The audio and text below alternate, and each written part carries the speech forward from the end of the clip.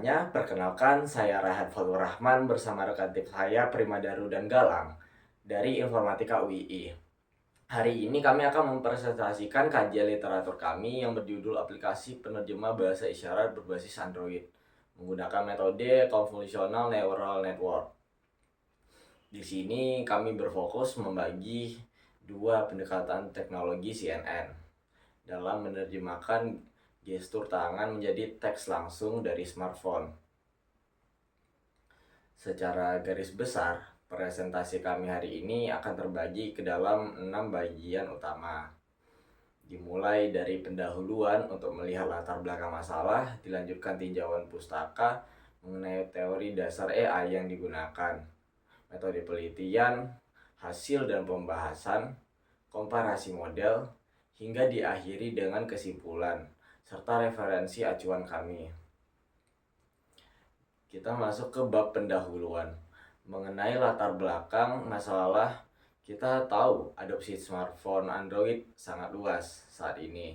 Namun kecanggihan ini belum menyelesaikan hambatan komunikasi nyata yang dihadapi teman-teman tunawicara dan tunarungu di ruang publik.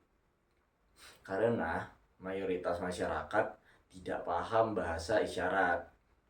Teknologi computer vision sebenarnya hadir sebagai solusi untuk mengubah gestur kamera menjadi teks secara real time. Sayangnya, kendala teknisnya adalah model AI sering terlalu besar, lambat, dan boros baterai jika dijalankan langsung di HP. Celah inilah yang ingin kami bedah. Berdasarkan masalah tersebut, ada dua rumusan masalah utama yang kami angkat. Pertama, bagaimana karakteristik perbedaan susunan arsitektur model CNN yang diterapkan pada sistem ini. Kedua, bagaimana perbandingan ketepatan deteksinya saat diuji di laboratorium versus pengujian langsung di perangkat Android. Oleh karena itu, tujuan penulisan kajian ini adalah untuk menganalisis variasi arsitektur tersebut dan membedah evaluasi performanya agar menghasilkan rekomendasi aplikasi penerjemah yang stabil di dunia nyata. Terima kasih Rehan atas pemaparannya. Selanjutnya, saya akan melanjutkan pembahasan mengenai tinjauan pustaka dan landasan teknologi yang digunakan. Fondasi dari sistem penerjemah ini dibangun di atas dua komponen utama. Komponen pertama adalah sistem Android. Android dipilih karena sifatnya yang open source dan mampu menyediakan antarmulasi runtime yang secara langsung menjembatani perangkat keras kamera dengan pemrosesan gambar di memori lokal ponsel. Komponen kedua adalah deep learning dan computer vision.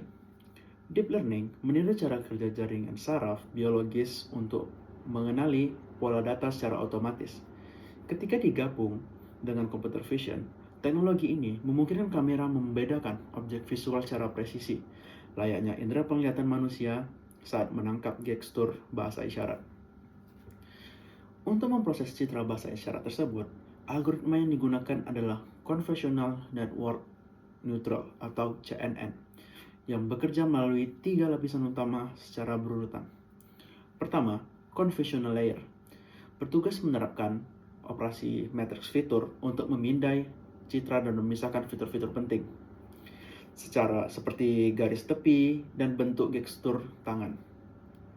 Selanjutnya, data akan masuk ke pooling layer untuk mereduksi dimensi spasial dari fitur tersebut. Hal ini penting untuk meringankan beban kerja prosesor tanpa menghilangkan informasi penting dan krusial. Terakhir, masuk ke fully connected layer yang akan meratakan seluruh fitur menjadi satu dimensi untuk menentukan klasifikasi akhirnya. Di tahap inilah, bentuk gestur tadi diterjemahkan menjadi teks abjad bahasa isyarat. Karena model deep learning umumnya sangat berat, kami menggunakan TensorFlow Lite untuk mengoperasi model tersebut. TensorFlow Lite adalah framework oleh Google yang dirancang khusus agar AI dapat beroperasi di perangkat ponsel. Kunci utamanya adalah proses kuantisasi. Kami mengubah parameter bobot modal yang semula bertipe float 32 bit menjadi normal integer hingga 8 bit. Melalui kompresi ini, ukuran model menjadi jauh lebih ringkas dan ringan, sehingga siap dipaparkan secara offline di ponsel pintar, bahkan tanpa menggunakan jaringan internet. Beralih ke metode penelitian. Kajian ini menggunakan tahapan Systematic Literature Review atau SLR yang terdiri dari 7 langkah terstruktur, dimulai dari identifikasi masalah, pencarian melalui Google Scholar, hingga penarikan kesimpulan. Alur ini memastikan penyaringan jurnal yang dilakukan secara adil dan terstruktur. Untuk menjaga relevansinya, kami menerapkan kriteria inklusif yang ketat, yaitu pertama, artikel yang digunakan harus dari tahun 2022 hingga tahun 2026, membahas bahasa isyarat dan menggunakan metode CNN dan berkasnya lengkap. Sebaliknya, pada kriteria eksklusif, kami mengeliminasi paper yang tidak menggunakan Android atau tidak menggunakan deep learning. Sekian pemaparan mengenai tinjauan pustaka dan metode penelitian dari saya. Untuk pembahasan selanjutnya akan dibahas oleh Damar. Di sini saya akan melanjutkan pembahasan dari rekan saya yaitu Galang menuju pembahasan analisis arsitektur model CNN. Yang pertama dari Alfitri tahun 2022, penerjemah ASL berbasis Android. Berikut ada 4 poin.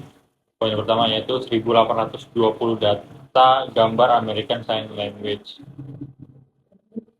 Poin kedua, pra pengolahan cropping dan wrapping untuk menghilangkan draw latar. Poin ketiga, model berlapis adaptif dekompresi TensorFlow Lite. Poin keempat, konvolusi bertingkat untuk deteksi tepian pixel tangan secara detail. Berikutnya ada dari Yunus dan Anwar tahun 2022, konversi bisindo ke huruf abjad. Berikut pula ada 4 poin.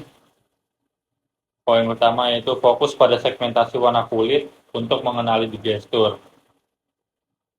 Poin kedua, reduksi background sejak awal via ambang batas warna kulit.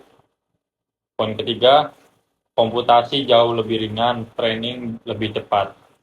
Poin keempat, variasi deteksi objek lebih terbatas dibanding model pertama. Baik, kita lanjutkan menuju pembahasan evaluasi performa dan akurasi pengujian.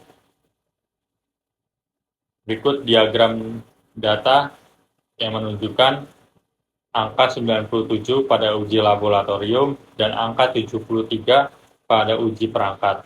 Berikut pula 4 faktor penyebab penurunan akurasi di lapangan.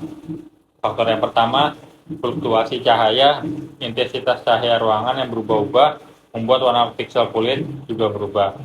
Faktor kedua yaitu latar belakang bising. Objek pada latar belakang ikut terekam kamera secara tidak sengaja. Faktor ketiga, sudut kemiringan tangan. Sudut tangan pengguna terhadap lensa memicu distorsi untuk gestur. Faktor keempat, kualitas sensor kamera. Performa konversi teks sangat bergantung pada resolusi sensor kamera masing-masing perangkat.